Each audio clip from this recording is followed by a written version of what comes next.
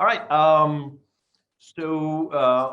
Leadership, should I just go ahead and begin with the Q&A? All right, friends. So now we've sort of gone through this process of how to try. We've talked about it. We've given you the 3 steps. You gain the insights, you do the discovery to gain the insights, you do the ideas, and then you go out and try, figuring your minimum viable prototype and how to turn that into reality. Now, what I'd like to do, what we thought would be fun here is if we spend some time talking together with you. You probably have some good ideas out there. You're all innovative. You're all doing good ministry. So what are some ways that, or some of the questions that you've been focused on or asking? Let's look at those, and we'll try to run them through the process, knowing that we're really not doing much of the discovery phase now, but I can help you sort of be like, this is how I would approach it. If I were looking at it, this is the type of data. And as you probably have garnered by now, I tend to know a lot of useless facts, which don't make me the most interesting person at a cocktail party, but hey, did you know that there are? No. So, all right. So who wants to go first? Who's brave? Dun, dun, dun.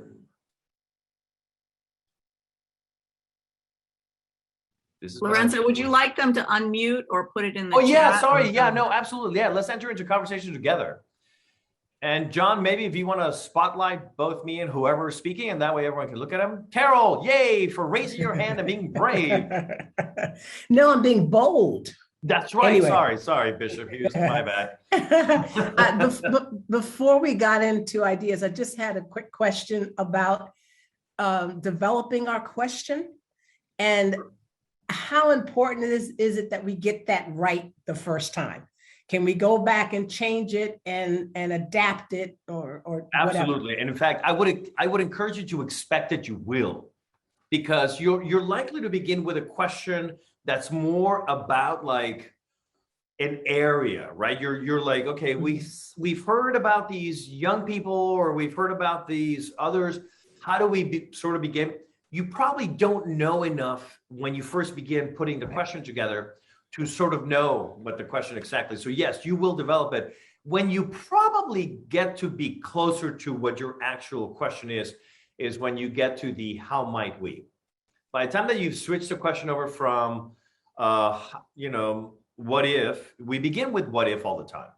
What if this, what if this, what if this? By the time you become how might we, you theoretically by that point have a much more specific question that you're doing. But even then, as you're doing more work in there, it is perfectly fine. I have actually discovered, we have one of our experiments, funny you say that, one of our experiments, all of our experiments are numbered. It's 80 for budgetary reasons. So we begin with 85 as always, and then whatever the experiment number is. So we're at 8571 is our latest experiment. But I'm still working on 8524, which is a thing we call Episcopals. I love the name too. Thank you very much. And what we're doing with Episcopals, it began as a way of working with Palestinians, and then we sort of pivoted from there. Then it became this thing about how do we connect with senior citizens for the loneliness epidemic. And we pivoted from there as we did more research. What it is now, mainly because it's a good name. We want to keep the name. Yeah, we have a ton of research that tells us that one of the best ways of having an impact with philanthropic dollars is to make direct contributions to people in need. So if you want to help people in Mexico on the border that are immigrants, for example, you could give it through an organization, and we always suggest that you do because they can think of the bigger picture. But if you're one of those that's like, no, I want to help directly the people who really need the help and they're really needed right now, then do both. And one of the things we're developing that I think could be really nice is we're developing a card, like a stored value card. It's like a ATM card. And they can use that card for purchases around town. They can use that card. But if the card ever gets lost, if they get held up or something, which happens a lot in Mexico right now for the people waiting on the border, then that money can be replaced as opposed to cash. 2, it allows them to sort of, you can refill it. So you don't have to keep sending them money. You just sort of refill the card with your own credit card. And they'll, you can say, I'm going to send you $30 a month and it's my way of supporting. we know that them receiving that, the greater organization may be like, here's some blankets, but the person might be like, what I really need is baby formula, and you don't have that available. So let me buy that. So statistically speaking, we have all the research in the world that shows us direct giving helps. But the way that that already exists. There are organizations that do that. The way that we're sort of giving it a twist is we're creating it in a way that you can build a relationship with the person getting the money. So you'll be able to, through the app, chat with that person, and they'll be able to chat back with you. So they don't know you outside of that. They don't know your phone number. They just know you through the app. But it allows you to have a relationship, because I think it makes a difference when not only am I giving you $30 a month or whatever to help you, but that you know that I'm praying for you, that you know that you're not alone in this walk, and that there's at least one other person out there in the world who cares for you and is praying for you and wishes the best for you. Yeah. And I think that that could have a significant difference to people who are receiving it as well. So not just the money and what that does for them, but also the opportunity to be in relationship with others. So we're working on that. Oh, but all that, I just went down this long thing. All that to say, you can pivot every once in a while as you go along, and your immersive sound experience might become something different. Okay. Other questions? Great question. Thank you. Speaking of pivoting, we've had at our church a service for, we call it All God's Children, for 10 years. And it's getting a little old, little stale. We still have a lot of kids coming to it, but now we can't really, we're stuck with the pandemic. We're working outside with them, but it's going to get winter here soon. And we need to start thinking through how do we use these tools to reimagine what this might be like to continue this ministry in a different way. So who's the target audience, if you will, when you're doing, Paul, when you're doing the All of God's Children? Who are? So we originally created it for children with special needs, but it has grown so that there are children with special needs, but also just some of the kids in our own congregation. So they're generally up to 10, 12 years old. I'm going to give you a bold idea. I just went through this process, this design thinking process, with a congregation in Charlotte, with their youth. We literally sat them down and said, if you were designing this thing for you, what would it look and feel like? What would that be like? So our discovery phase with them was, and so they sat down with us and they told us all these things. We asked them also, what does it mean to be formed as a Christian? What does it mean to be a disciple? So to sort of get an idea from them, like, are we even talking the same language? Because you can say, hey, we want to form you as disciples, so help us do that. But you might have one vision of what that means, and they might have a totally different vision, and it doesn't match. So we began by like, what does that look like for you? What's it mean to be a disciple of Jesus? What does it mean to sort of do that? And then we took a day off, and I went back to the hotel, and we did some research, just like, what are the things, blah, blah. Then we came back and shared the research with them. It's like, so here's what we know. Here's what we found out about people your age that the research sort of tells us. And we told them this. I don't know if it fits you or if it doesn't, but this is what we know. You know your experience better than anyone else. So with these things, your experience and with the world, how can we create something? Our goal is to form you as Christians in the world so that you're enjoying and loving God and being a child of God. So help us help you. Now, with children with disabilities, especially if they're just physical disabilities, you could certainly have those conversations. If they have mental disabilities, you might have a different issue. And there's organizations like 99 Balloons does great ministry for children with disabilities, and they plan it as a party on a night, is one night a month, because what they're trying to also do is to make it so that the parents could have time off that evening while the kids are in the service, so that the parents can have date night. Because the research has shown them that parents have a lot of divorces that come from having children with special needs. And so they wanted to give them a night where they can just reconnect at least once a month. And so the parents come because it's really good for them. So if you want to be connected, by the way, I'll connect you with Rebecca. It is, I'll even pay for it for you if you want. It's like $50. We were looking for congregations to help. We wanted to create a cohort to do that with and try it as Episcopal congregations, but we couldn't get enough. It is one of the most unchurched groups that is out there. It is estimated that 10% of people in any community have physical or mental disabilities. And what this does is it's aimed directly at them. It's a service aimed at them, how to reach them, everything that they walk you through the process. And so if that is something you want to do, Paul, I could certainly connect you with Rebecca at 99 Balloons, and they will give you a lot of tools. But also I would encourage you to just sit down and chat with them and ask them, what would it look like? If we planned a once a month service for you that was like a party, what would that look like for you? What would it include? What would it feel like? And I think you'll be surprised what you learn from them themselves. That could be your discovery phase. Great. Thank you. Oh, my pleasure. Someone else. Stump the innovator. No, just kidding. I'm easily stumped. Rest assured. Anyone? Ricky? Bumblebee? Just kidding. Yes, this is Julie Crawford. Okay. I'm the Church of Messiah out in central North Jersey. Recently retired and had an opportunity this past summer and a little bit last year also, opening up some Good News Gardens. Oh, yeah. Yes, and so I guess my question, as we were going through this, is kind of framing a question.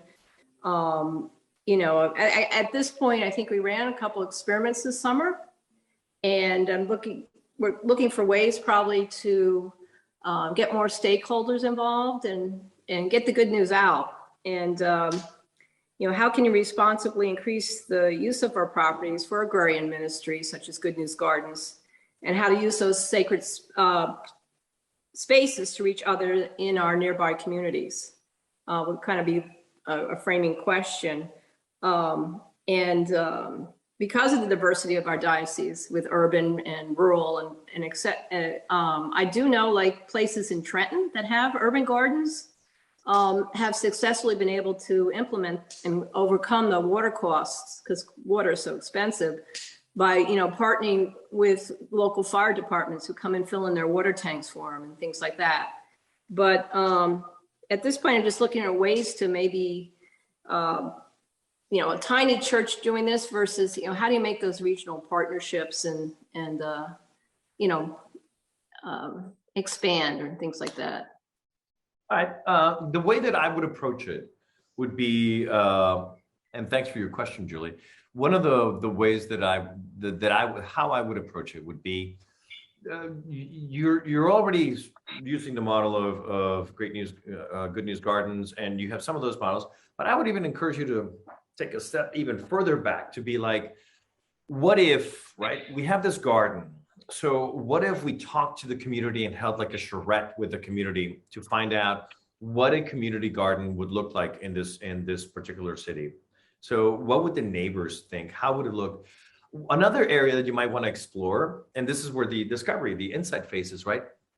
We now have a ton of research that shows that hospitals have done this research, that if a person spends half an hour a day after surgery in a garden, they heal faster than if they don't, for whatever reason, right? There's this sort of regenerative sort of thing that happens in gardens. So what if you all created a garden where it was basically church outside, so that you're sort of expanding the holy space to include the garden where people can just go and sit? So someone who may still not be ready. So the basics, I also have an MBA. The basics of marketing are know, like, and trust. That is sort of how marketing works. You have to know that something exists. You have to like it before you trust it. It is the same with the church. People have to know us, like us, before they trust us. So what if you created remember what we did with the Alexa was lowering the barrier of entry?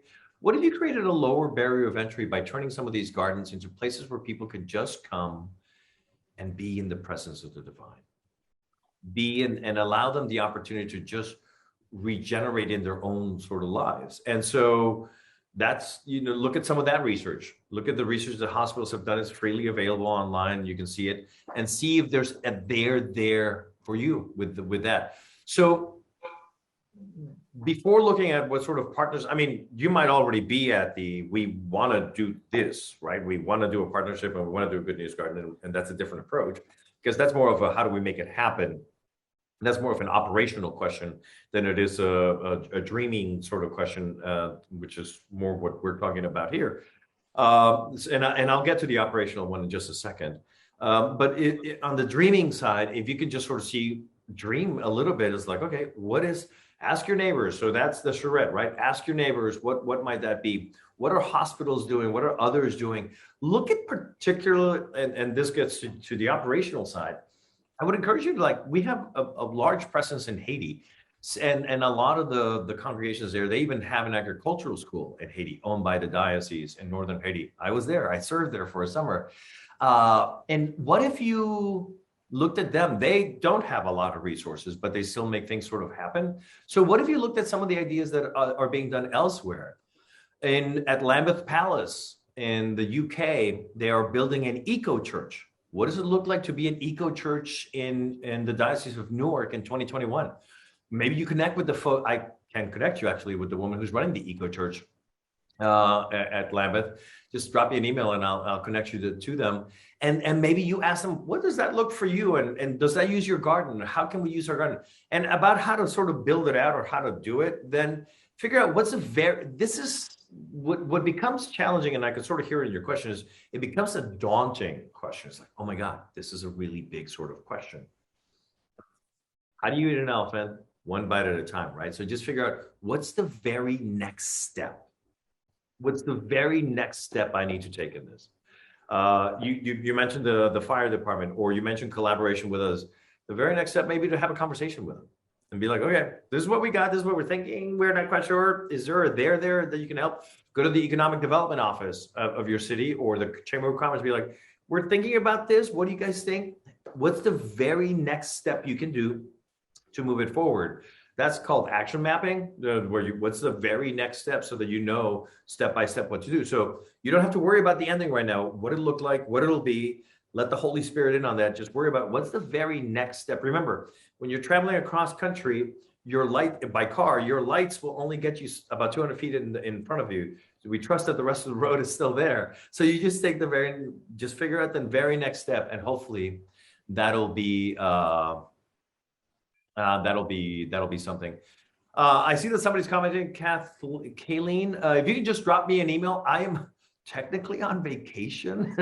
So it's 8 o'clock in the morning and I'm on vacation. Damn, my boss literally, she sent an email and I responded. She's like, I hate you, go on vacation. I'm like, no, but I'm working. So just drop me a note, Lorenzo at TryTank.org, and I will be happy once I get back because the way I like to connect people is I will literally say like, hey, I want to introduce you to this person. They're doing this, rather than just like a generic reach out to them. It'll be more personal that way. So go ahead and just Lorenzo at TryTank. I respond to all my emails personally. I'm a staff of one with Emotional Support Llama as my companion. So John, you have a question. Thank you for the question, Julie. I hope that answered it somewhat. John, go for it. Hey, I'm really enjoying your presentation. I'm real interested, that you mentioned having an MBA, because I can tell that you've got some real practical, sensible approaches to things. I certainly I don't even remotely. You should have seen me in theology class. I was like, wait, what? Wait, I don't understand that part.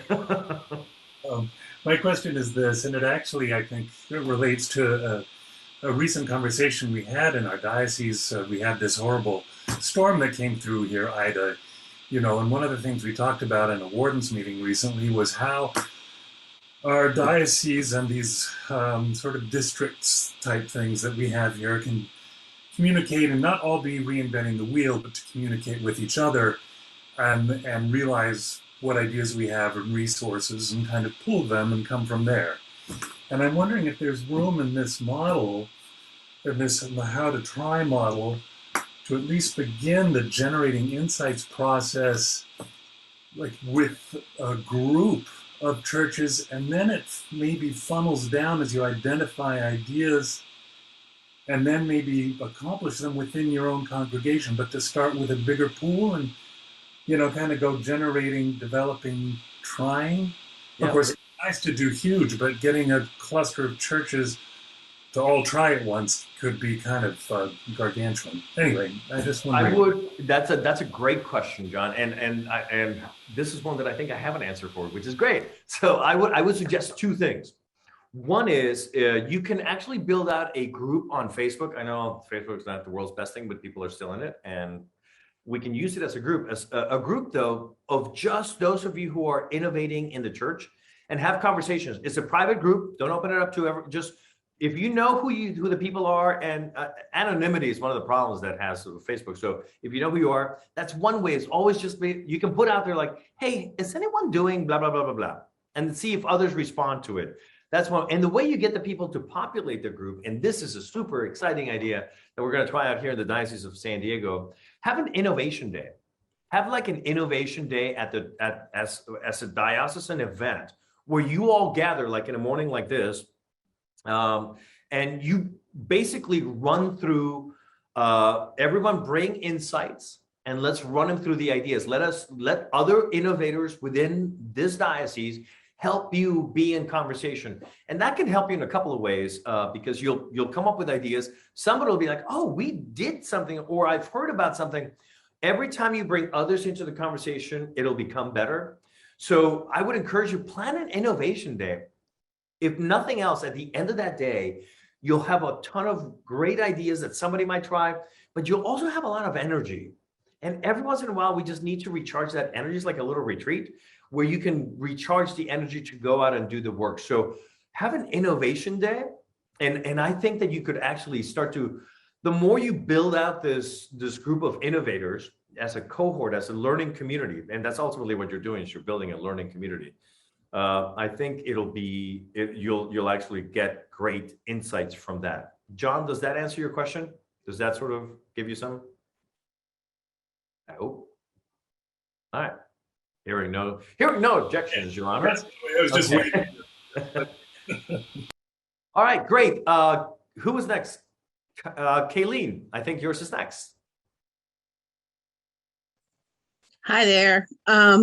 So, and I pardon me, I saw that there are a couple people from my congregation on this Zoom. So y'all don't get alarmed. We are just pitching ideas, right? Excuse me.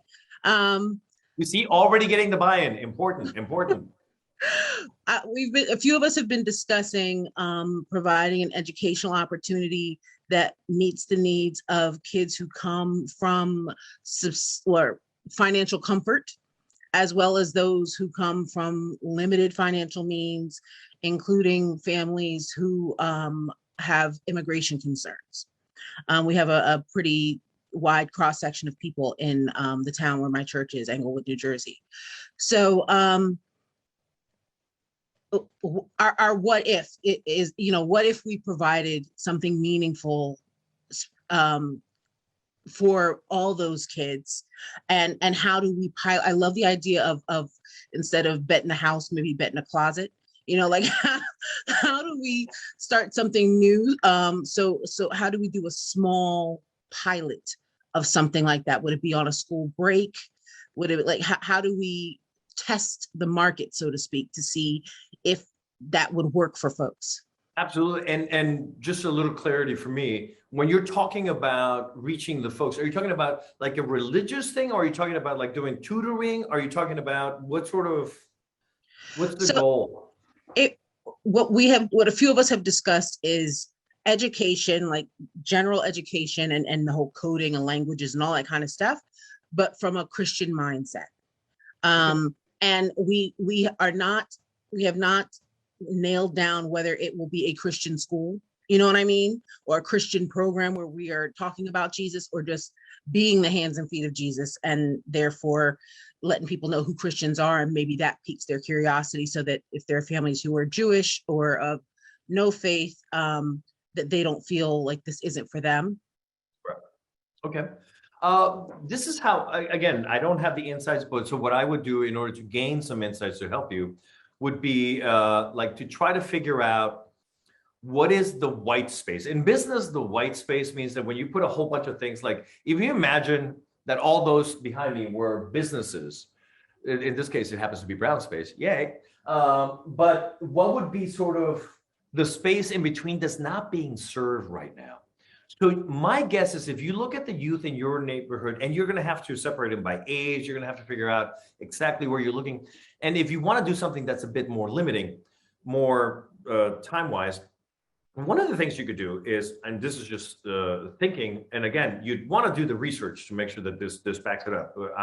I know that I'm sort of beginning on step 2 here. When I preach, you begin with step 1. So go make sure that this is indeed that space that's needed. But I can imagine that particularly people without as many means would not have as much support when it comes time to prepare for the SATs. So what if you did right as the SATs were coming in 1 month or 2 months out, every Saturday or every Thursday afternoon at 3 o'clock when they get out of school, you're going to do SAT preparation courses, and you're going to figure out how to make that happen. And because I could imagine that if their SATs are better, then their opportunities after that will be better, right? So you want to figure out, does the city already do that? Does the state do that? Does the school do that? Is there a role we can play in there? We have an Association of Episcopal Schools. Reach out to them. It's a national organization that represents and works with all the Episcopal schools nationally. Reach out to them and figure out, like, hey, what's a need that's not being met for kids that are not in an Episcopal school but still want to get a good education? How do we serve that spot? How can we become the Kumon Early Learning Center? Speaking, by the way, of this is something I just haven't had time to develop it, but you've all heard of Huntington Learning Centers, right? They help kids Yes. with becoming better students. The average Huntington Learning Center makes about $400,000 profit a year. So what if we could turn some of our schools some of our churches into sort of these learning centers in their neighborhoods that can do 2 things. For us, the profit motive wouldn't be as much, but it's certainly, if we could raise $20,000, $30,000 from it to help fund the church as well, that would be great.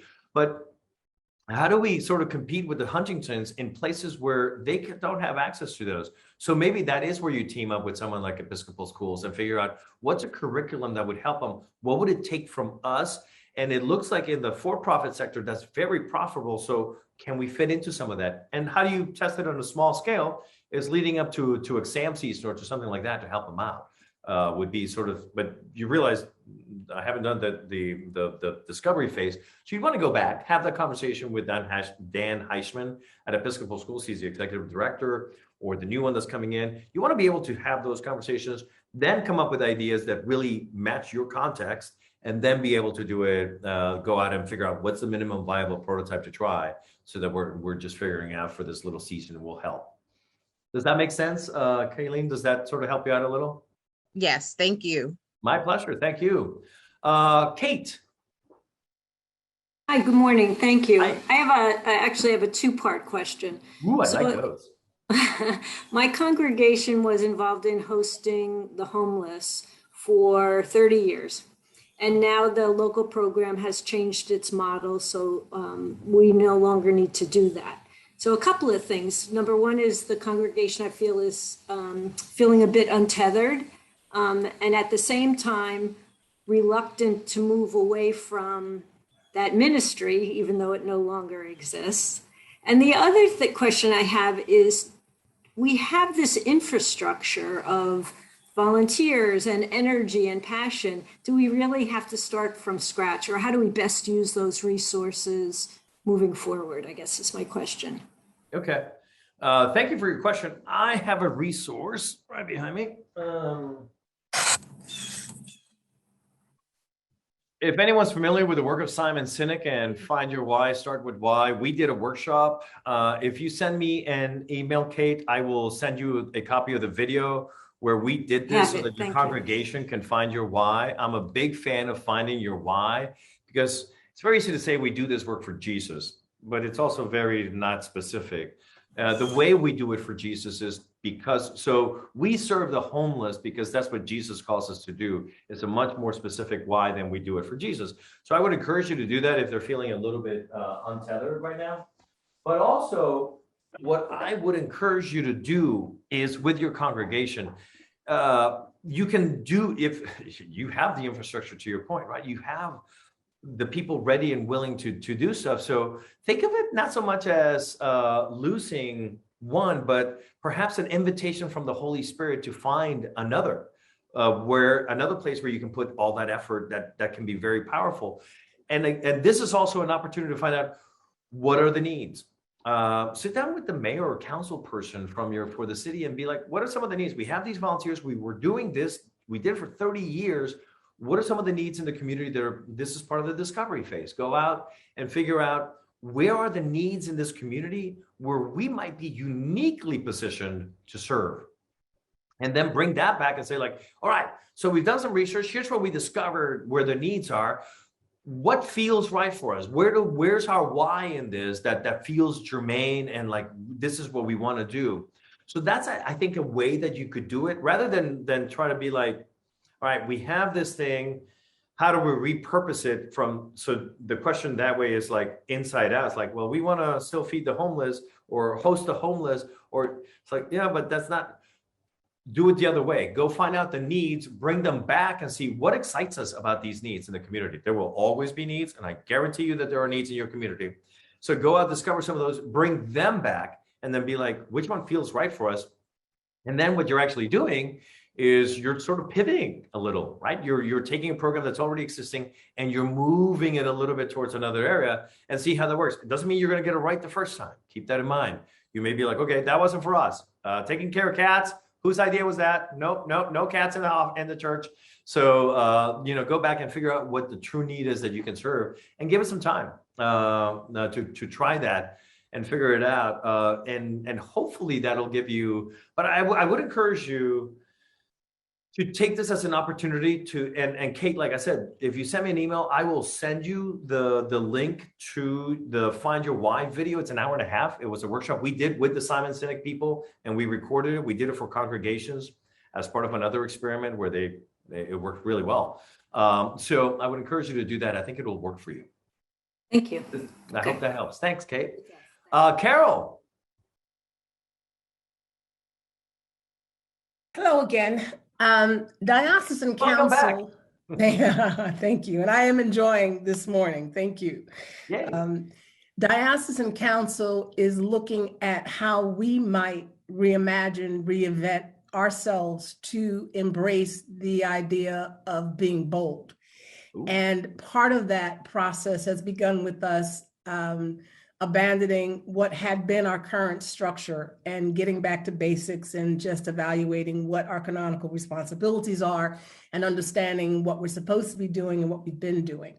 Going forward, how can we approach reorganizing, restructuring ourselves in a way that allows us to be more dynamic, that allows us to be more responsive, that allows us to be bold in our approach and in our ideas, our faith, the love, everything that the bishop is talking about.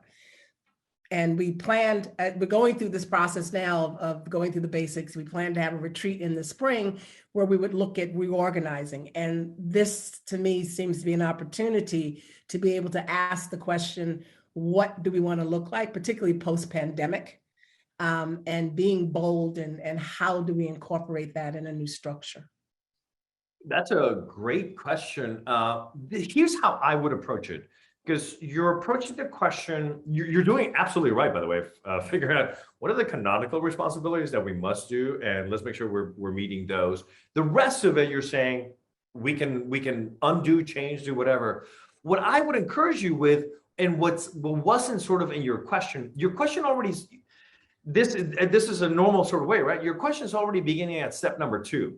You're already at the ideas phase. You're already trying to figure out how do we reorganize ourselves, is how you put it, I think, in order to be bold. What I would encourage you to is go back to the discovery. And aside from the canonical questions, what does it mean to be bold? How does that look in practice? Because if being, total random examples here, but if being bold for us means we are there for the poor and are always going to be everything we can to help the poor in our community, that's a different structure than we're there for 25 and under, right? That's a different, you're gonna set it up differently based on what being bold really means. Now, you might say, okay, that's too granular. What we really mean by being bold is we want to empower our congregations to be bold. Okay.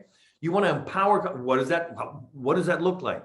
What would be examples of that? Because once you sort of know what it means to empower congregations to be bold, then you set up structures that are doing that. You're not just setting up structures. I love the fact that what you're basically doing is you're flattening. You're trying to flatten it out to put the power out and be a resource to the diocese. So take your question, which is a great question. How do we restructure ourselves? But take your question a little bit deeper. It's like, how will we know? And I know the answer is being faithful, but how will we know in 5 years if we are being bold? What would that look like? Dream a little bit. Be with that dream. Don't let your butts kill the dream, right? Don't let your butts kill my dream. Think about 5 years out. Think about 10 years out. A lot can happen in 10 years.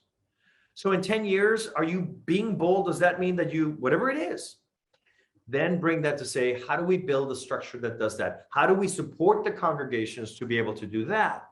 And that's sort of how you build it out. It's like, okay, if what we need is to have bold, if bold for us means, for example, well, let's just say we want to double the size of the membership of the Episcopal Church, and we're going to be bold about evangelism. All right, how do we set up a structure that supports the congregations in doing that? That's, I think, if you just do this discovery phase a little bit longer, if you just spend a little bit of time with it, dreaming with it, and do some research about it, then you can sort of move a little bit more into the building the structures that do that. There was a bishop in South America. I'm trying to remember where he was in South America.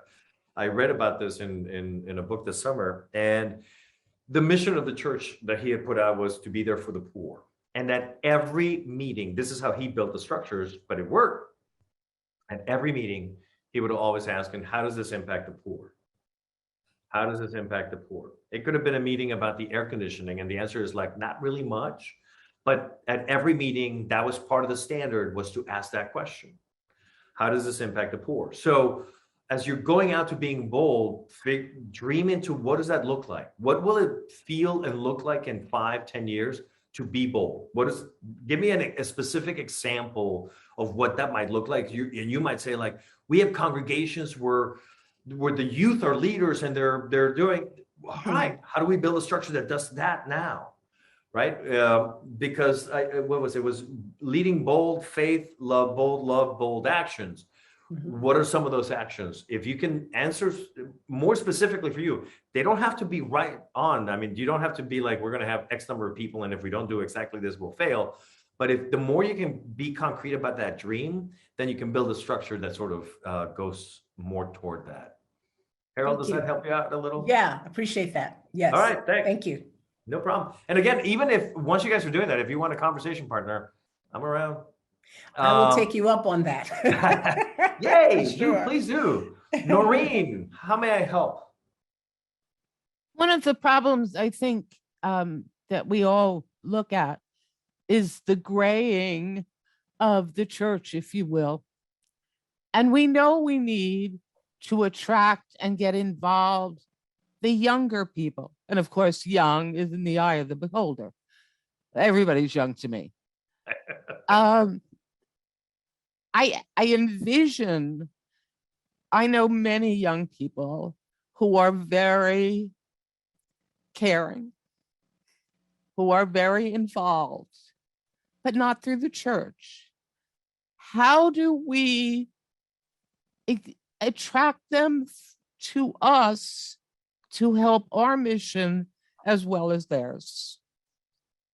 Noreen, thank you for your question. You're absolutely right, actually. And we know that young people are not, the majority of young people are not turned off by the church. And what that means is that we know that there's a lot of young people that really, really care about the issues that the church cares about. I'll give you some examples. If you look at the people who were going out for Bernie Sanders' campaign, and mainly because of income inequality, it was young people. Young people care about income inequality. Well, guess what? So did the prophets. When the people went out to protest for Black Lives Matter, who was there? It was mostly young people. When people were talking about the environment, it was young people who've been going out there and having to protest about it. So when you look at these social justice issues, matter a lot to young people. They do. So you're asking, how do we reach out to young people? Well, what I just gave you, by the way, if it was news to you, that's a discovery, right? That's I did not realize that. So then the question becomes, how do we tell them? It's like, hey, we're totally into that. It's what the prophets have been talking about for thousands of years. So we know that that's there. How do we? So there are ways to reach out to them. It's not so much about reaching them. The path, number 5, that's a relatively simple one. You can do it via TikTok. You can do it via Instagram. Reaching them is not as hard as you might think. The question is, do we have something that they want? Because here's the thing, Noreen. When most people say we want young people, what they are saying is we want young people to come in and be with us, but be exactly like us. We want them to like the organ and the 1982 hymnal and do service exactly like we do it, right? We want them to be just like us, just in our congregation. What if we flip that around? What if we said to them, as Carol was just asking, right? Our core is we believe in the creed, and that's really the core. The rest of it, we can change. We can move it around. We can be. So what if we talked to them and said, like, we believe in the same things. How can we be of support to you as you're doing this work in the community? How can we support you as you're doing the social justice work that our church believes in? How do we, so have conversations with them, take them out for a cup of coffee and be like, how can we support you in your work? What would that look like? Do you need a space to meet with other young people so that you can coalesce around ideas, or where you can build out your signs? How do we help you do that? How do we help you do the social? So we know social justice matters to them and it matters to us. So how do we have that conversation with them? Do a focus group. Do a focus group with 8 of them and ask them, like, hey, how does it work? And by the way, you don't have to be an expert to do a focus group. There are books, I have some somewhere, on how to do focus groups that are relatively simple, and someone in your congregation probably can lead one if you can just get them. So offer them pizza, come in for an hour, we'll give you pizza, we'll pay you $10. We'll give you a gift card for Starbucks for $10 if you come in and talk to us for an hour. We just want to hear about how you all do social justice, because we want to be a part of it with you. Then you're having those conversations. So rather than beginning at number 2, like what are some ideas that we think will work, let's ask them. So we know social justice really resonates with them. The bishop was mentioning earlier, anxiety. Anxiety is a huge thing. So if, let's say you might be saying to yourself, Lorenzo, that's wonderful, but I'm not the social justice kind. I'm the one that bails him out of jail. I'm not the one who goes and gets arrested for it. And Paul said, right? One body, many parts. That's perfect. You're the one who goes and bails them out. Somebody's got to bail us out. Otherwise, we're all just in jail. So the way that you might approach it would be like, okay, I don't do social justice, but I can help them with anxiety. Oh, how do we create a space for them that is less anxious, that they would enjoy spending time in? Sit down and have a conversation with them. Be like, hey, so we keep hearing and reading that you're all very anxious. You can't buy homes. You can't. How do we help? How do we create a space where you can just come and be? One of the most interesting things that happened during this pandemic, at least that I'm aware of, is that the Church of England, the 14,000 congregations that they have, many of them had Sunday services that they put online, which was great. But the Church of England itself also did a weekly national sort of YouTube broadcast of a service. And it wasn't always just from a cathedral with the Archbishop of Canterbury. It was many different varying types. So what was really, I was talking to the guy that led that effort, and he says to me at one point, he's like, yeah, we get 600, 700,000 people a week to watch it, of which a third are 34 or under. And I'm like, wait, what? A third of 700,000 people are 34 or under, and they're watching your digital service? Bam!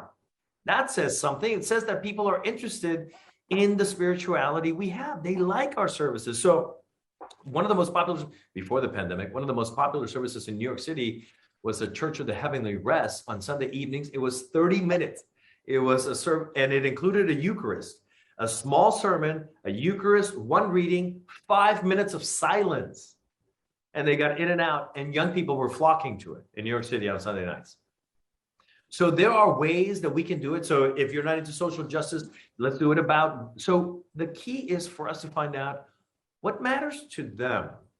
It's not, hey, our churches are dying, can you come in and be with us? No, nobody wants to give that. No, that doesn't. That sounds. That's kind of like selling the cabins on the Titanic. It's like, no thanks, I'm okay. I appreciate the discount, but no. Rather, hey, how do we? You're good people who are spiritual too. How do we help us be the church you want us to be? By asking them. So, Noreen, I hope that helps you out a little. Yeah. Thanks. All right. I see that there's some questions on the chat. There's like 12 gazillion ones. So I'm going to try to see, make sure that I'm not missing any questions. John asks, how do we get young people interested in the project? Helene from St. Paul's Ingles has meeting educational needs. Oh, these are just the questions we've had. Okay, great. Any other questions? No, but thank you for answering that one. This is Gail from St. Paul and Incarnation, Jersey City. Hi, Gail. Hi. You just answered my question, so okay. That's good.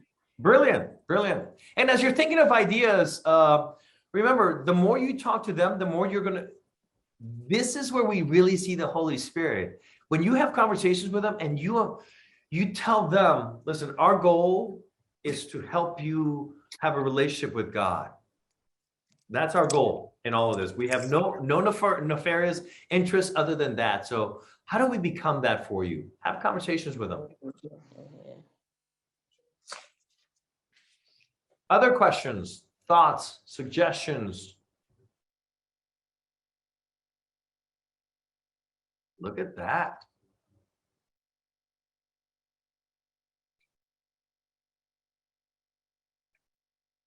As a reminder, I encourage you to sign up for the TryTank newsletter at trytank.org, trytank.org. And you can see the latest newsletter, which just came out this past Wednesday. Comes out the first Wednesday of each month. In this newsletter, we announced also that we are forming innovation hubs around the country.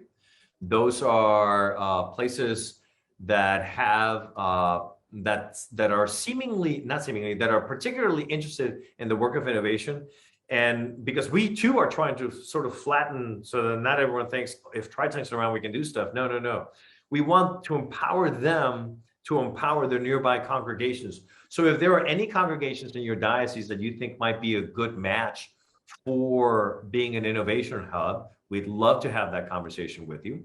Also, if any of you have neighborhoods that you're seeing a lot of Latinos, Hispanics in your neighborhood, we have data, again, you begin with the data. What's the number one reason why we in the Episcopal Church don't do Latino ministry? And I'm sure you're going to answer because we don't speak Spanish, right? I don't speak Spanish, so I do. But you might say, I don't speak Spanish, Lorenzo, how do I do it? Well, as it turns out, 72% of the Latinos in this country don't speak Spanish either or prefer English to receive their information. Out of the 72%, 1/3, it's a little bit under a third, but about a third are fully monolingual in English. About a third are fully bilingual and prefer English. And a third are fully bilingual in both languages, and so they don't mind. So we count them within the 72%. What that means is that we're developing a thing called La Misa in English. It's an in-culture, not in-language service. So it's a service aimed at Latinos, but it's in English. And so we help you put that together. We're calling it La Misa in English. And we help you, we give you the data of the people around your church. So if anyone's interested in that, just reach out to me, Lorenzo at TryTank. And I'll be happy to tell you what your neighborhood looks like. It's a one-page report that tells you how many people are there and what their demographic specifically is for languages spoken there, the acculturation process. So I just want to point those things out. Oh, and before I go to you, Cynthia, in just a second, I also want to mention we just did a great experiment where we turned the blessing of the animals into an evangelistic affair. So we had a small congregation like in Pensacola, Florida, that normally has like 60 people on a Sunday, and they got double that number to come visit them. They met a whole bunch of neighbors. So the first 4 churches that tried this last weekend, the first 4 churches that tried this, they met more than 200 guests, of which they gathered information, know, like, and trust. They gathered information from 150 of them to do follow-ups, to say like, hey, how's Lucy, your pet? We just wanted to check in. Thanks so much for visiting with us. Just know that we're here. That's it. An invitation, open invitation, high invitation, low expectation of what we want from them. It's just a way of starting a conversation with them so that they know that you're there. I say all that, and by the way, one of this weekend, a family showed up with a young boy who apparently said, "I want to be baptized." And the priest was like, what's stopping you from being baptized here right now? And the parents were there, obviously. We don't just baptize random kids. We don't just grab kids and put them under the water. But a kid was baptized this weekend. It was very much like Philip and the eunuch. And it was like, what's to prevent me from being baptized? So we're going to do, I say all that because we're going to do something similar for Christmas. How to turn Christmas into a truly evangelistic opportunity, rather than it's so busy, we don't have time to really do anything, and we're catching up with people that we only see at Christmas and Easter. How do we actually turn it into an evangelistic opportunity? And by the way, TryTank also provides you with advertising dollars for you to get more people to come and visit. So if you're interested in that, it's right on our front page, trytank.org. Cynthia, take it away. I was intrigued. You mentioned the aging out, folks who have aged out of our churches. And I think sometimes people who used to be in the church and aren't there anymore. Do you have thoughts on that? I mean, I do think certainly in terms of older folks who might be unable to come to church, and how might we think about really practical ways of understanding that better, especially if the digital world is a challenge for them. So that's a group. But then sort of broader is the idea that I look out and I used to see these people and they're not there anymore. Yeah. How would we address that? So those are thoughts or sort of questions that I think it would help if we could figure out a pathway toward. Well, just came out 2 weeks ago. There was a report in the BBC, and I posted about it on Twitter, that more young people prayed during the pandemic than older people, which is a fascinating thing to me. It's like, well, I think it makes 2 points. One is young people are considerably more open to the Spirit and to God and to religion and praying than we give them credit for. 2, and also because you want to make our church younger, let's reach out to Hispanics to be more than 2% of our congregation, of our church, because 2045 is coming. This country is going to become minority majority, and it probably would behoove us to start working on that now rather than in 2045. But what I would do if I were in a congregation where some of the people are not there anymore is I would reach out to some of those people and see where they're at, take them out for coffee, and have those conversations, have those interviews with them, ask open-ended questions. What has happened?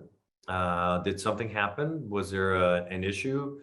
Or did you find that, did you go somewhere else? Did you find your spirit? How are you? And also even sort of like, how are you filling that spiritual need? Because someone who's been in church for a while and then stops going, that yearning for spirituality and community hasn't stopped.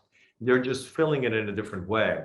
So the question should become for us, how did that happen? Why did that happen? And is there a way that we can get, that we can offer something that sort of gives you that same thing? But that's what I would do, is I would ask, because we can talk about generalities, like part of the reason, the mobility issue, a whole bunch of things. One of the things we are going to have to do, I think, is, especially for the 87% of congregations that are going to keep doing digital church, is how do we do digital church that doesn't make being online be less than? How do we do it so that being online does not make you feel like you're not part of the congregation? How do we involve you so much that you feel like you're total? And I continue to preach this, and that is that we're going to have to do 2 services. We're going to have to do the service live with people, and then we're going to have to do the service that's just for the people online, because there's a difference between when you see me in a service and I'm turning around and I'm talking to all the people over here, and every once in a while, perhaps I look at the camera. There's a difference between that and me looking directly at the camera and saying, Cynthia, now I'm going to pray for you. Mm-hmm. I'm going to pray for you, and I'm going to ask God's blessing on you. And that's a different approach completely to it. That's a much more, you belong in the service, and this service is for you, just as as edifying as it. So the NFL didn't just put cameras up on a stand and be like, well, it's like if you're in the stadium, right? No, they created something for the medium. And I keep saying we're going to have to create more things that are. Now, this doesn't mean that every congregation is going to have to do this. I don't think every congregation should be online. I'm a firm believer that we shouldn't. There are some that should not be online. Like, you know, you're actually not helping the case here. What I would encourage is to have several strong ones in a diocese that we can then say, hey, St. John's, we're live on Sunday mornings at this time. If you want to watch a really, really good digital service, our partners over at St. Paul's in downtown or the cathedral, whoever's doing it, they're doing this digital service. Watch it. It'll blow your mind. It's amazing. And have that happen. But that's for the mobility issue. But I would say that what we need to do is we need to have conversations with those that are aging out and be like, are we not providing you with the meaning that you once found? And if not, how do we do that? How do we make that happen again for you? Because that might be an issue. It so happens that they sort of told you by walking away, but others might be feeling it as well. And it's better to learn that sooner rather than later. Thank you. Yeah, sure. Other questions?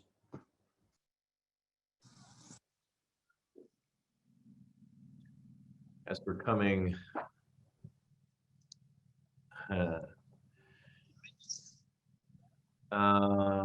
it's being bold and asking the questions. That's right.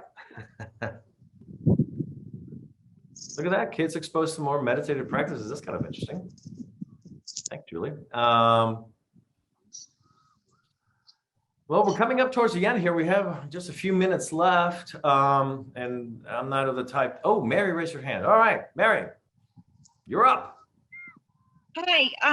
One of the things that my church is up against, Mary Mead, St. Andrew and Holy Communion, South Orange, is we are a small changing congregation in the midst of one of those places where tons of young, wealthy families are moving in.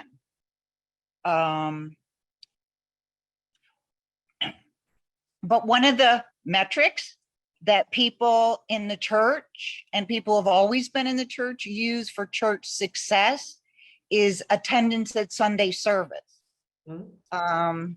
I've been doing some informal research, and one of the issues for young families in our area is they are overscheduled. It's coming to a Sunday service every week is going to be difficult.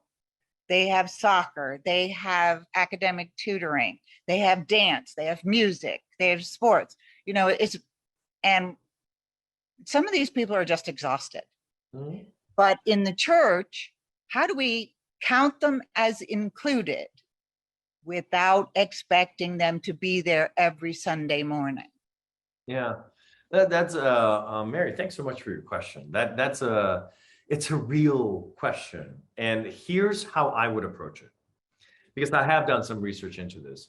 So here's something I don't understand. If you all were the board of directors of McDonald's, and I had just shown you research that says people love your French fries, they come because of your French fries, and let's say I'm the president of McDonald's, and I come to you and say, like, we should focus all of our energy on milkshakes. You'd be like, Lorenzo, what are you crazy? Why are you? They come for you focus on French fries like there was no tomorrow. You are the king of French fries. This is sort of what we do. We have ample evidence, not only like literal, like we have research. I have heard it happen. The people will switch churches for a better youth ministry for their kids. They won't switch it for their own, but for the kids, they will. They will go to another place. In fact, my brother-in-law actually switched to go to a different church than the person who married them because of a better children's ministry. So children's ministry is important. So what if we were to do such children's ministry, and it doesn't have to be on a Sunday. Jesus, Matthew 28 doesn't say go out and make disciples and make sure they're in on Sunday morning at 10:30 or 8:30 and write one. You know, Jesus was like, go out and make disciples. So what if we did a service that was like once a month on Friday night, and it was basically like a party for the kids on the one side, and on the other part, it was adults having a meal together that happens to, in the middle of it, include a reading and a small gospel and a Eucharist. What if it looked that way? What if it was a time for parents to come and just know that their kids are taken care of? I believe that that is part of the reason why the evangelical churches have had such success, is because they pretty much build out little Disney worlds on Sunday morning for their kids. And they're like, oh, the kids are over there, good. They're learning good stuff and they're taken care of. Awesome. And I can be over here. And at least for this hour, I'm just sort of with God and I'm resting a little bit. What if we did that once a month and started once a month, or started as a special thing around in Mexico, there is a Children's Day. So I'm guessing in the United States, there's also a Children's Day. So have something like that, or have one during Advent. Have, do like a lessons and carols, or have there is such a thing as a pop-up Christmas pageant where you literally hand them like, here, you are now the llama in the story. You've all heard of the llama in the story of Jesus being born, right? There was a llama there. I'm a firm believer in llamas. So what if we created that for them, where there was a space for them to come and rest, and then we reached out to them and said, hey, come, we're going to have an on-the-spot Christmas pageant, have a meal with us. Your kids will be there while they're preparing. We're having a meal and chatting, and you're just being family with your neighborhood. You're just providing them with this little simple meal. It doesn't take a lot of resources. It's one night. If it works, my guess is that the parents are going to ask you on the way out, when are you doing something like this again? And then you'd be like, okay, what? So that's just based on the research that parents are looking for good children's ministry. Yet when we do children's ministry, and this isn't, it is well-intentioned, but, having someone who's been doing it for 30 years, who still has the yellow sheets of paper when they first wrote the notes of the curriculum, rather than something new and exciting and fun for the kids, that may not, and by the way, in planning the pageant is really short. You can do it in a way that, and Christmas is coming. So if you wanted to do it, have the kids be like the producers with you on that. If you already have a youth ministry, have them sort of help you behind the scenes. There's a lot of fun things that you can do that also creates excitement around it. So Mary, I hope that helps you a little bit, but I encourage you they want to be reached. I have a friend who's got a congregation in Brooklyn, and they're building like 20,000 units right around them. Again, if you're living in Brooklyn, you're wealthy at this point. So, and he's like, how do I reach them? I'm like, let's begin with the research. What type of kids are they? What do they want? What are they doing? And to your point, you're absolutely right. They're overscheduled, including Sunday mornings. When Little League opened up on Sunday mornings, we should have seen that as the church has said, that is crossing a line too far. You've crossed into our territory now. And that was because they saw that they were already so super busy on Saturday. So once a month, high invitation, low expectation, come as you are. Parents, it'll be an opportunity for you to be among other parents, to rest a little bit. And for the kids, then they put it on pageant at Christmas time, which gets them excited about like, it was fun, let's do it again. And maybe what you do is once a month, you're always putting on a show. And that works, but this month, we're going to do the story of Noah's Ark. And here, you hold the llama. I mean, every story of mine goes with the llama. So anyways, Mary, I hope that helps you out a little bit. Thank you. You're welcome. All right, with 2 minutes to go, any last question? Anyone want to be the last question to be asked? If not, who closes us out? Is it the bishop? Is my knowledge is that bishops always get the right to close us out. Too, right? Yeah. She's at Michigan right now. Say again? I'm asking the same question. Is there someone from the CLU team that is closing us out? Mother Kathy Studwell is praying us out. Okay. First of all, before we close in prayer, I just, on behalf of our diocese and everyone here, Father Lorenzo, what a gift. You have inspired us, all the great questions. I'm enthused, and I am so grateful, and I know we all are. God bless you and your ministry. Thank you. And we have been blessed with you being with us. So thank you. And it's like really early where you are. You started at 6 o'clock in the morning. I want to go take a nap or continue my sleep, one of the two. Please do, and enjoy your vacation. please. Thank Thank you. you so much. To everyone who is on the Zoom today, thank you all for investing your time to be with us. And look forward to seeing you all at the next CLU, which will be sometime, date to be determined, in March 2022. Thank you all for being here. Let us close in prayer.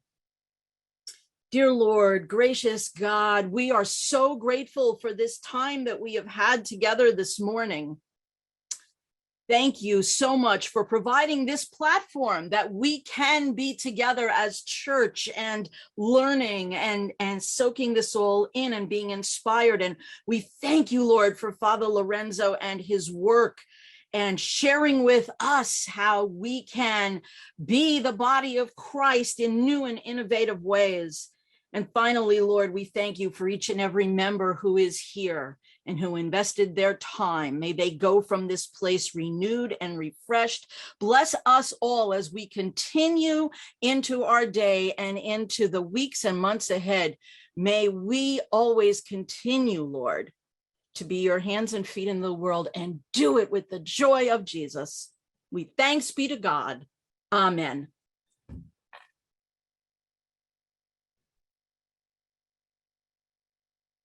Thank you, everyone. Have a great day. Thanks, everyone. God bless you all.